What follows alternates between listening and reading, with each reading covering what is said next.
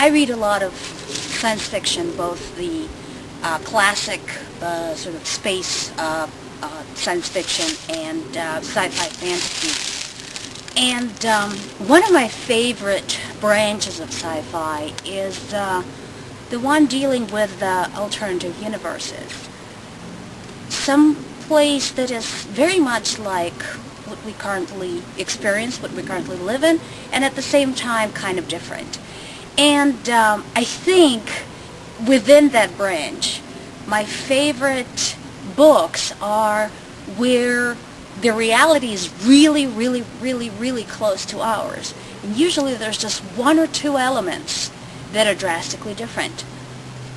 Such is Diane Nelson's Dragon Academy.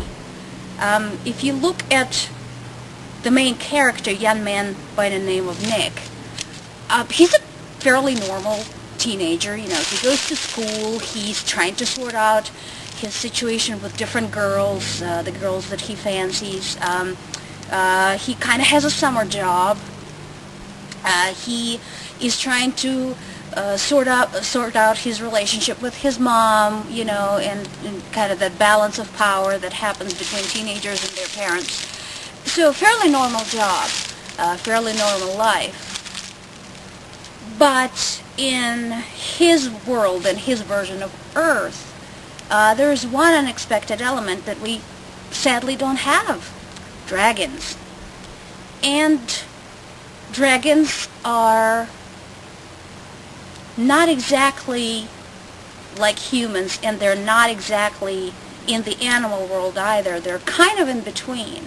So if you're fans of the Pern series, those of you who are sci-fi fantasy fans, you know what I'm talking about. You remember that in Pern, the dragons were pretty much as evolved as human beings when you think about their mind development.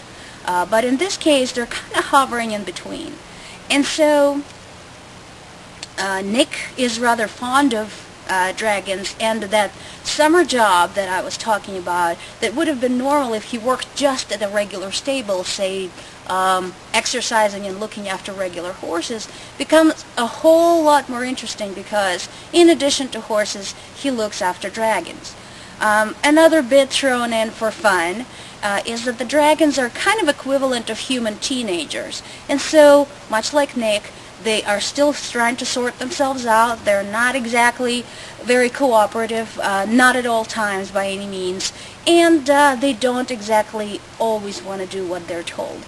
Throw into that some other bits and pieces, and you get a really fun adventure. We have military, of course, who, as always, as it is in our normal real world, looking to lay their hands on something that could be a potential weapon.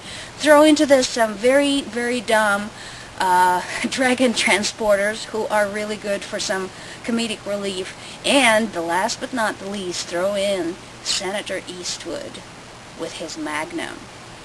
Aha, I got your attention now, I bet. But if you want to know more, you're going to have to read the book. Dragon Academy is available on all the regular channels, and probably easily one of the best young adult pieces out there this year. It's available on Smashwords, Amazon Kindle, and Barnes & Noble. While I did say that it is in the young adult kind of age group, I read it as a grown-up, and I absolutely enjoyed it. I do have a copy of it, and it's definitely a reread. So hop on out there and get yourself a copy today. Until we meet again, this is Maria K., Ms. Review Central. Bye.